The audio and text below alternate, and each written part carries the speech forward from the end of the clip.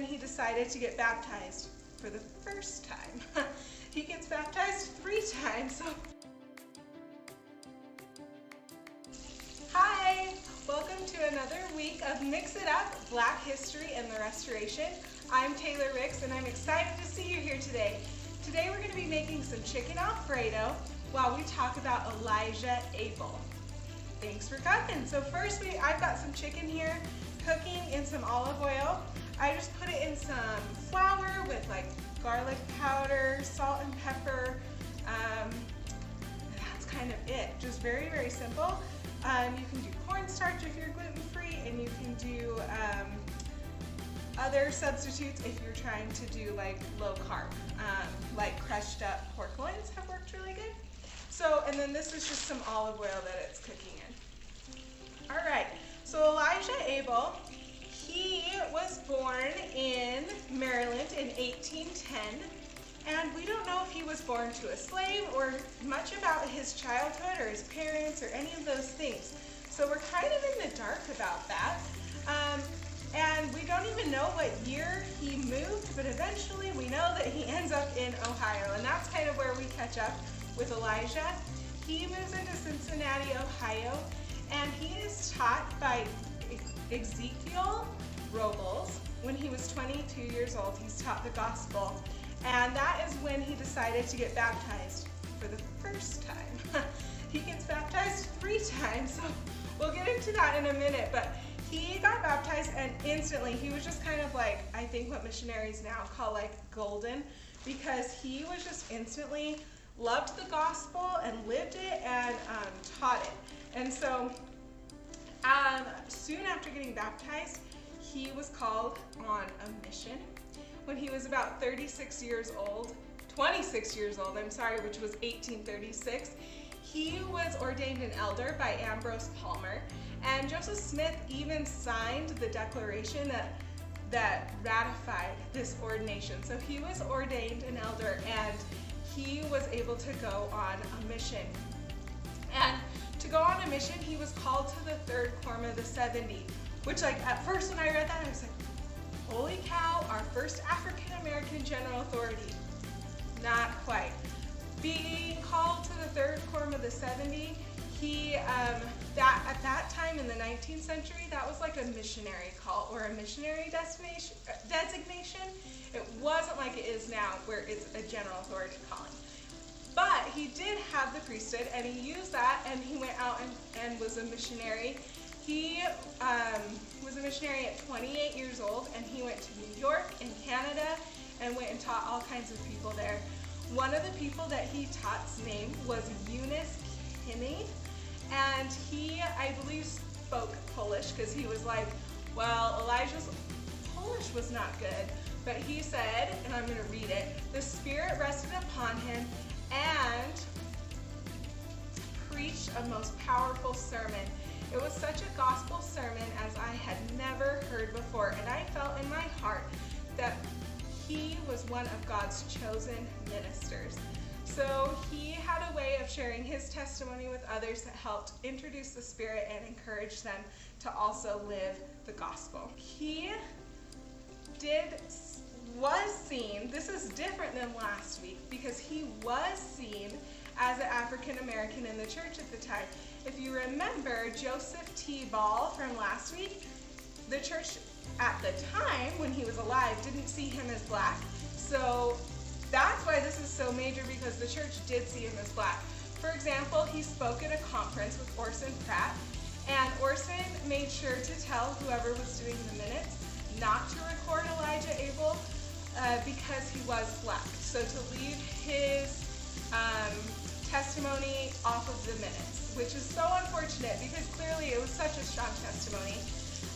And then Orson also told him to go and teach to the colored population. So that's another indication that the church did in fact see him as black when they didn't see Joseph as black last week that we talked about. So go back and watch that if you missed that one. So he served his mission, and then when he was the ripe old age of 37 years old, he married his wife, Mary Ann. And what's fun is this year we're going to talk about a lot of their children and posterity in future videos. So that is something to look forward to. So he married his wife and they moved to Salt Lake, and they traveled with the Appleton and Harmon Wagon Company. And they were in Salt Lake by 1853, so he was 43 years old. And this is when he's baptized for the second time with his wife. What I learned was this was so common of the pioneers. When they got to the valley, they would get re-baptized to re-signify their commitment to living the gospel. And I thought, how fun would that be if you like move into a new ward? It's like, welcome to the ward. We're gonna re-baptize you to show that you're committed. Like you've been through this whole journey and you're still in it and you're still with us. And I think that'd be so cool. Now I'm like, why don't we do it anymore? Obviously, would be kind of it would be rough to do that. But that's what they did. So it wasn't uncommon that this happened. But I think it does show that Elijah Abel and his wife Mary were very committed to the gospel, that they were willing to move from Cincinnati with the wagon company and be rebaptized, even as Black members of the church at the time.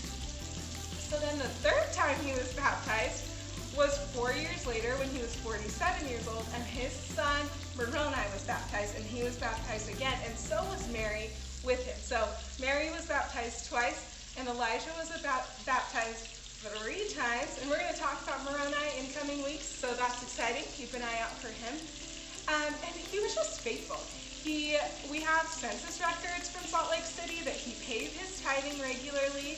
He had a few different jobs. He was a carpenter. He also was an undertaker in Nauvoo, and he ran a boarding house, and it was considered a first-class boarding house in Salt Lake. So he had all kinds of jobs and did all kinds of things like that. But in that, he also had some periods of unemployment. So there are some records of him living with fellow ward members, or for a while he left Salt Lake and moved to Ogden, and they think that that is due to his unemployment as well. So he did have some hard times, but he had a lot of skills, thankfully. Okay, really quick, I like to use this cracked Parmesan if I can't get fresh, because it's finely shredded, so it melts really well and it cooks really well, and it's the only one I've been able to make Alfredo sauce that I don't have like big Parmesan chunks. So I just sprinkle it on the chicken, and then I put it in like a 300-degree oven to let it finish cooking while I make the sauce.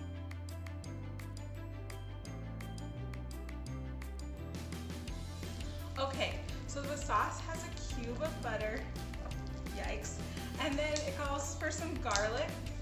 My kids don't like the chunks, so for this I just do the sauce in here, but I love garlic. Okay, so you can put as much as you want to taste. A cup of whipping cream, heavy cream. So this is a good cheat meal, or if you're doing keto, it's good for those.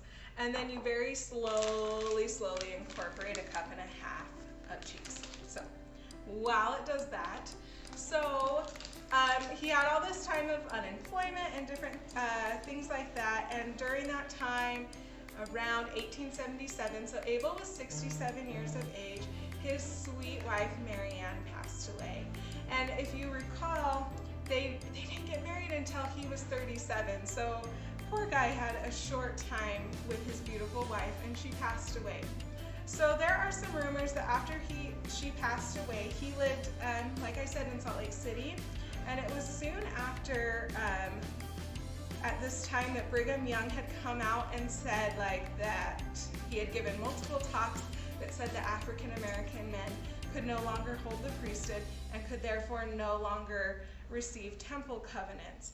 What's interesting is before this, he had received the first part of his temple covenants, the washing and anointing, but he had not received anything further.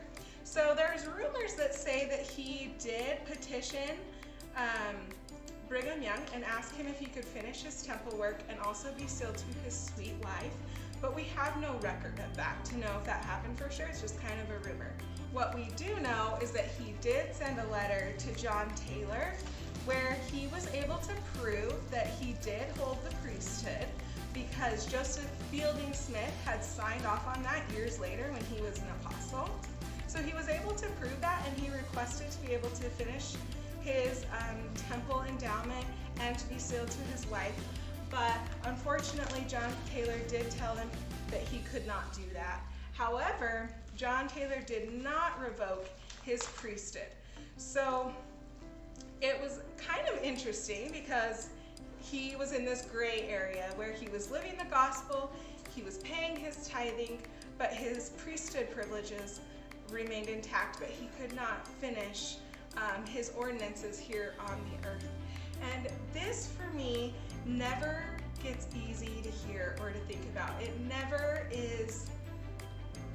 gets easier for me to realize that my family that I love and I'm so grateful for, that we will never, like if we were alive then, we would have never been able to be the family that we are. And that is never something that ever just feels right in my heart. And so I think about sweet Elijah and his wife Mary and all they sacrificed to building the kingdom. And after all of that, they were not able to be sealed. And I just can't imagine the heaviness that would rest upon them in that situation. And my heart is heavy for them. And it's just interesting to me to see both sides of the coin and to think about half of my family could have been sealed and the other half of my genealogy couldn't. But I love the testimony of Elijah Abel because he goes on to continue the work and he serves another mission at the ripe old age of 73 years old. And he goes back to Ohio to serve that mission. And he came home in December of that year, and so just a few months later, and 2 weeks after arriving home, he did pass away on Christmas Day at the age of 74 years old after serving and teaching the gospel since he was baptized when he was 22 years old. So regardless of the circumstances that surrounded him, Elijah Abel remained faithful and strove to stay in the gospel, regardless of the fact that he was given the priesthood and was given temple ordinances that he later had removed from him.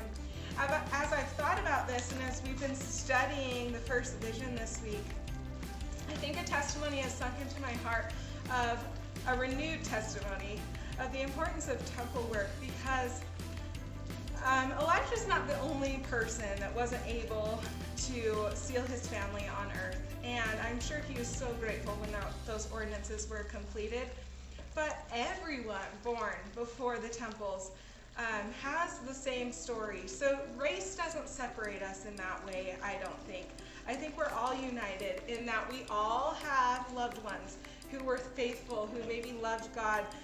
Maybe they didn't have the truth. Maybe they didn't have an opportunity. We all have those people and we all have those stories, and it's our responsibility to help them be able to finish what they found on earth and help them be able to find that in heaven through temple covenants. And so that is what I learned from Elijah's story this week, is the importance, a renewed sense of importance of being able to find those people that want to be united, want to be sealed, and want to have those covenants made so that we can help them bridge that gap. So Elijah Abel is officially the first black man who the church sees both now and then as the first black man to have been ordained to the office of an elder in the priesthood. So thank you so much for coming. I just cook this until it's nice and smooth, adding the cheese slowly, and then you can make noodles to serve with it, or my family just likes to have the chicken with the Alfredo on top. Thanks for coming to week 3 of Black History and the Restoration. I hope to see you next week. Goodbye.